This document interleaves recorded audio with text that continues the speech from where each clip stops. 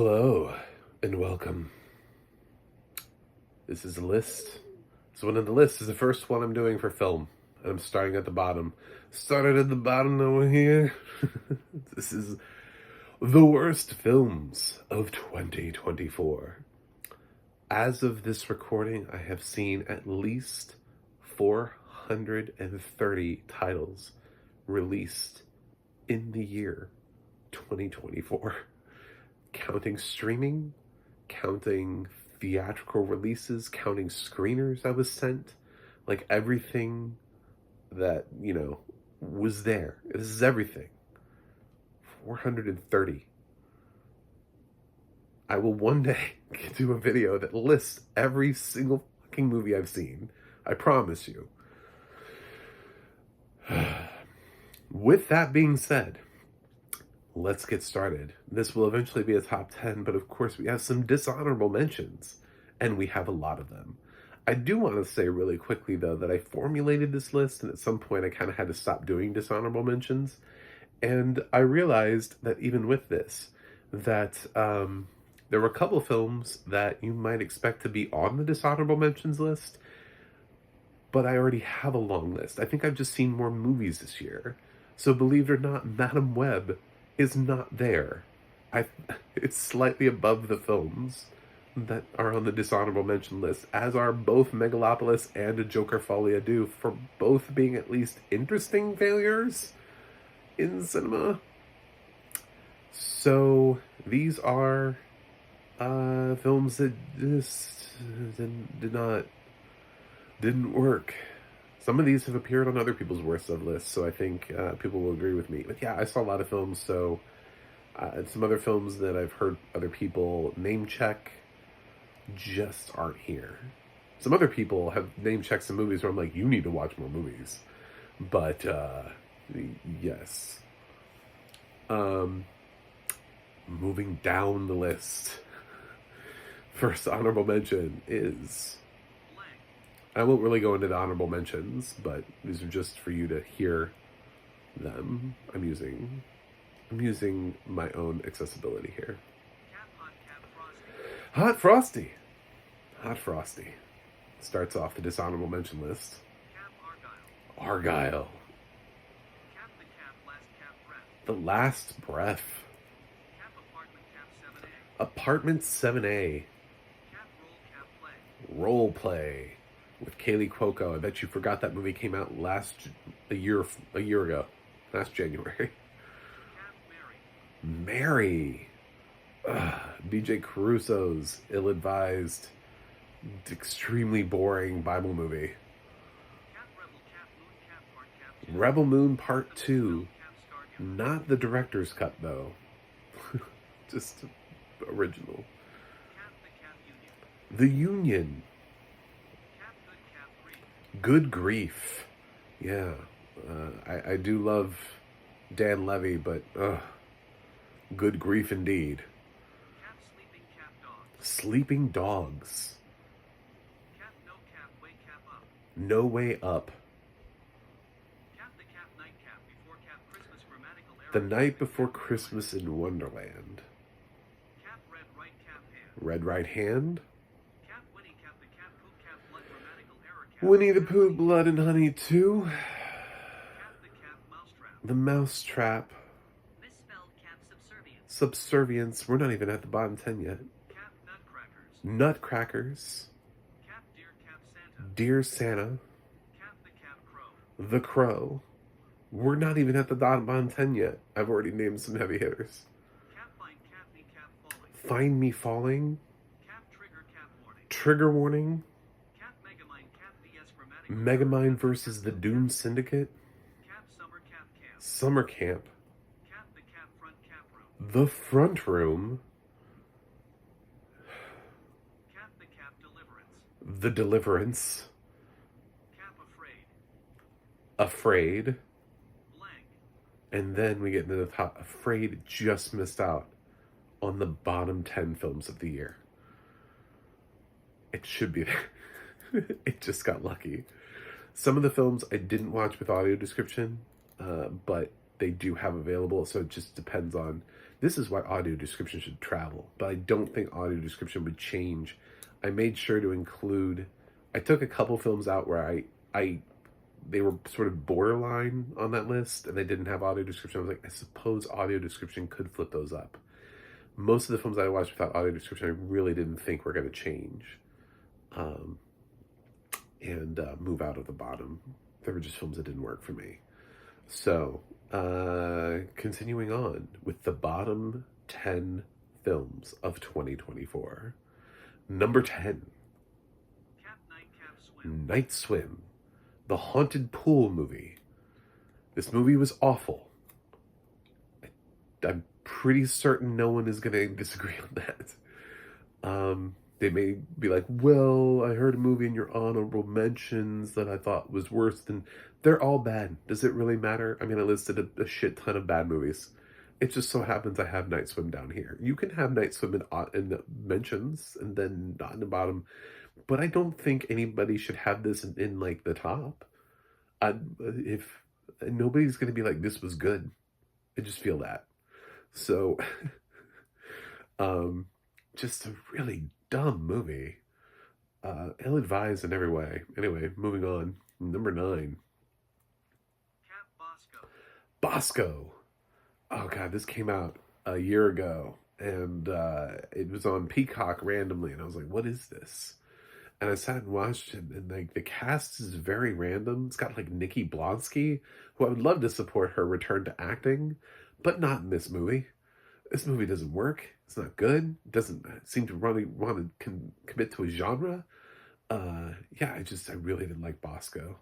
Started off my 2024 really poorly with like Good Grief, Bosco, role play. I was like, man, this is not a good start to the year.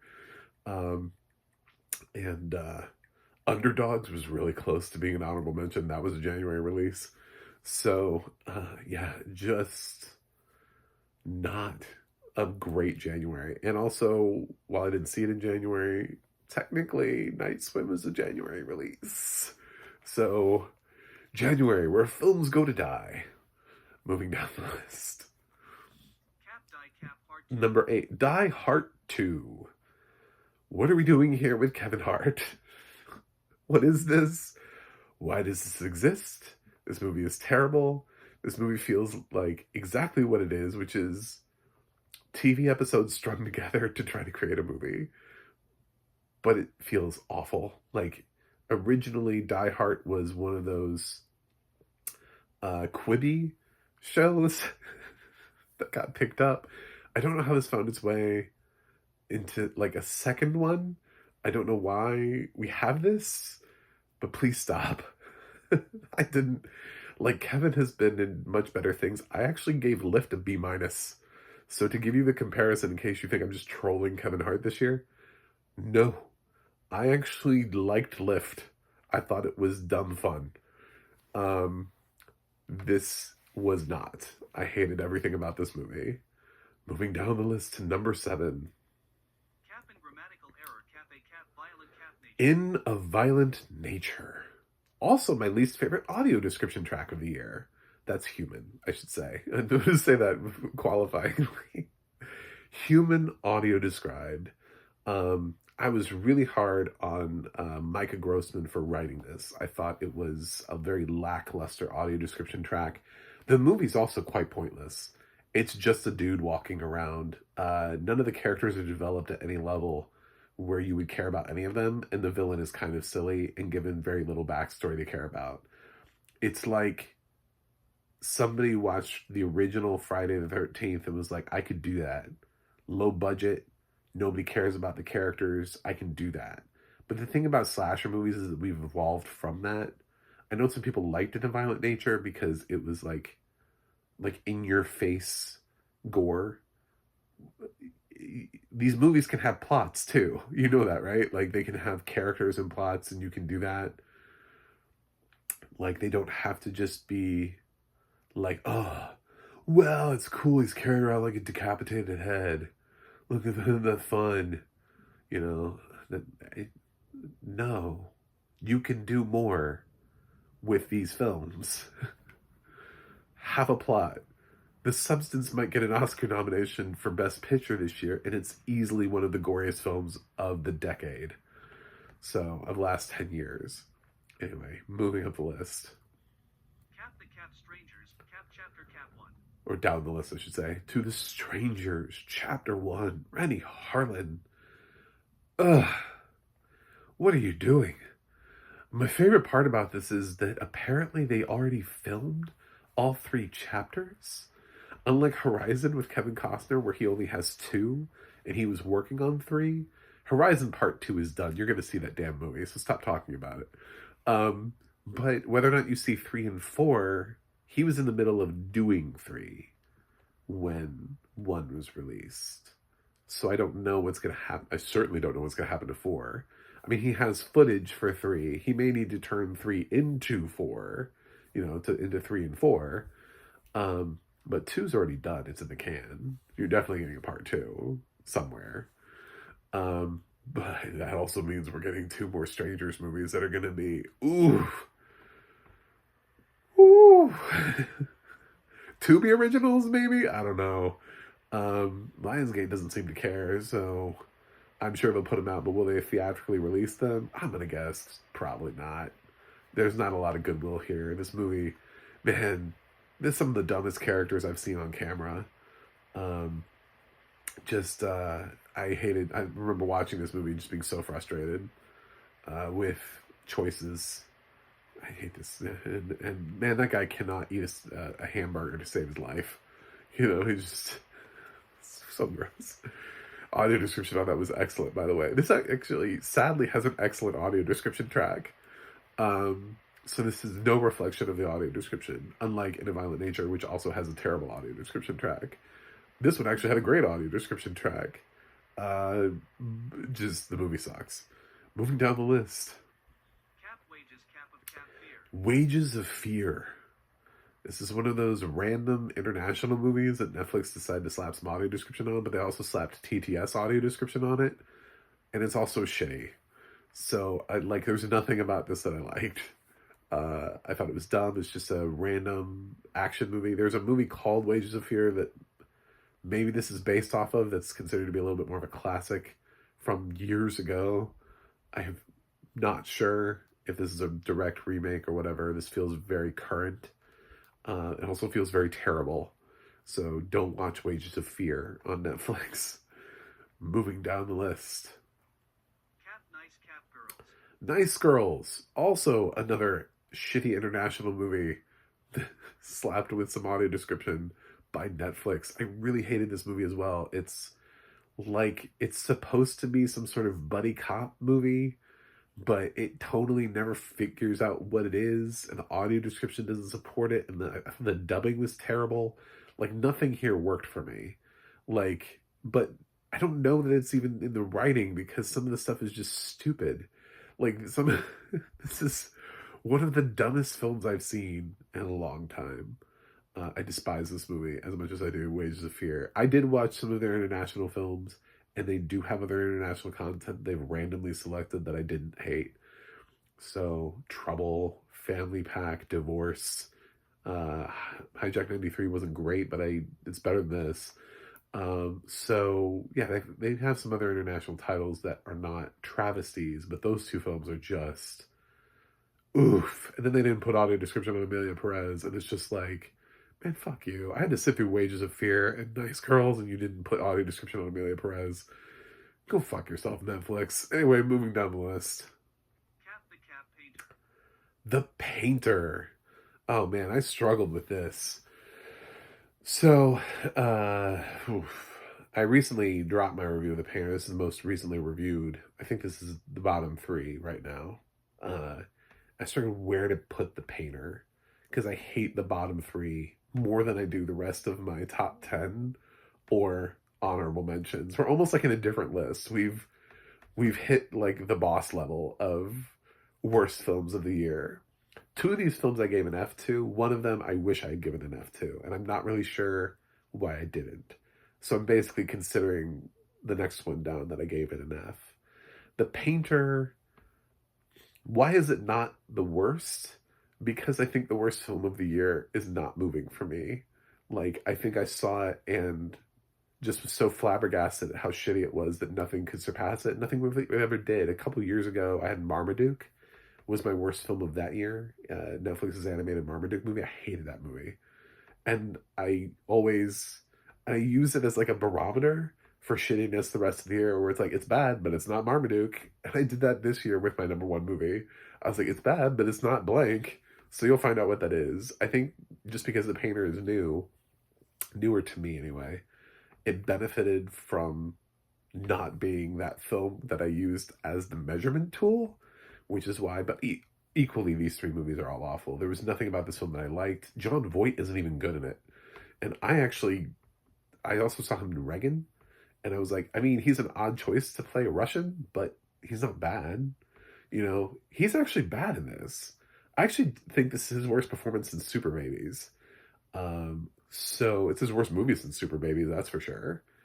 I think Super Babies is still worse than The Painter, and that's probably the reason why The Painter's at number 3 instead of number 1, is because I still like Super Babies is in my bottom 10 of all time worst movies I've ever seen in my entire life. So that's why The Painter's only 3. But don't watch this. This is so stupid. This is one of the dumbest movies. I know like Republic is trying to make shitty B action movies. This is too much. We've gone too far. They've made some other movies this year that weren't completely unwatchable. This is absolutely 100% unwatchable. Moving down the list. And I saw it with audio description. Stream of Consciousness. Emile Hirsch's movie. What is this? Why was he in this? Why did he say yes to this? God, I hated this movie. I saw this on Peacock, and I was just like, poor Emile Hirsch. What happened to his career? He was on the right track. What do we do to him? And I think about that all the time with certain actors. I'm like, why are these actors in these movies? What did they do to deserve them? Why has Hollywood forgotten some of these people? Why is Emile Hirsch in this movie? Why did Joseph Gordon-Levitt get 2 really shitty movies this year that are not Beverly Hills Cop, by the way? That was fairly enjoyable, and it did pretty well for him on Netflix. No, I'm talking about for him like Heat, Killer Heat, and what's the other movie he was in? Deleted both of them from my mind. Anyway, yeah, he was in 2 really just mediocre movies. And it's like, but what did he do to deserve that? I never really saw the moment where we're like, oh, we're giving up on Joseph Gordon-Levitt. And I never really heard the moment where everyone was like, yeah, we're giving up on Emile Hirsch. Why? He's a great actor. Give him better movies. Like, we have enough content, we have enough streaming, we have enough, like, limited series, that there's no reason for Emile Hirsch to have to do a movie like Stream of Consciousness. He's way better than this. And the movie's terrible. The movie's made like by a 2-year-old or something like that. I don't know. It's just, it's totally unwatchable. It's just convoluted mess of bullshit. Anyway, so my worst movie of the year. The movie that I've used as a barometer, which I've, in many of my reviews in 2024 of bad movies, you will hear me say it's bad, but it's not blank. I have said it's bad, but it's not Tarot. Tarot was my first F of the year. I don't like to give Fs because to me it signals that there's no redeeming value in the movie whatsoever. It means there's nothing that I liked about it. I can't, and I hate doing it to the crafts because somebody, like there's somebody who's doing production design, there's somebody who's doing costume design, there's somebody who's doing, I can't find a single good thing to say about Tarot on any level. There's nothing here that worked at all. I thought this was the worst movie of 2024. You could say, yes, it's just a generic teen horror movie, but we've gotten better ones this year. We've gotten other films like this that weren't just absolute hot dog shit. They weren't great, but they weren't just, this is on another level. It introduces like a situation that it doesn't even then play by the own rules. Like, I'm pretty certain people were not killed in the same order in which their tarot cards were read. And then things don't even make sense. It's like, how do you beat something when nothing makes sense? My favorite scene was when the girl's standing outside in the middle of nowhere and a noose drops down. From where? Like, where was she yanked up to? You know what I'm saying? Like, make it make sense. Make it make sense. And that's what this film does not do. It is not worried. It's not concerned at all about making any sense. It just is trying to be scary. I know it's based on a book. I'm sure the book is better. But this was the most miserable experience I had in 2024 was watching Tarot, which did have audio description. My bottom three all had audio description. So I feel like I can say all three of them, but definitely Tarot. Congratulations on being the worst movie of 2024. I know people are like, we shouldn't do worst of lists. And it's like, why not? Why not? Like, there are things you don't like, you know, like it's, call out the movies, you know what I'm saying? Like, again, I've seen like 400 movies this year. What did I list? Like maybe 30? I'm like 430. So that means like 400 movies didn't make this list. So there are like ample more opportunities for you to watch something that isn't absolute dumpster fire, you know. So remember, I thought all of these movies were worse than Madam Web. So that should be an indicator to you that I found more enjoyment in Madam Web than I did in any of these movies. So thanks for watching. Thanks for subscribing. And let me know what your worst movie of 2024 was. I will be back with another 2024 list tomorrow. Till then, see you guys on the other side.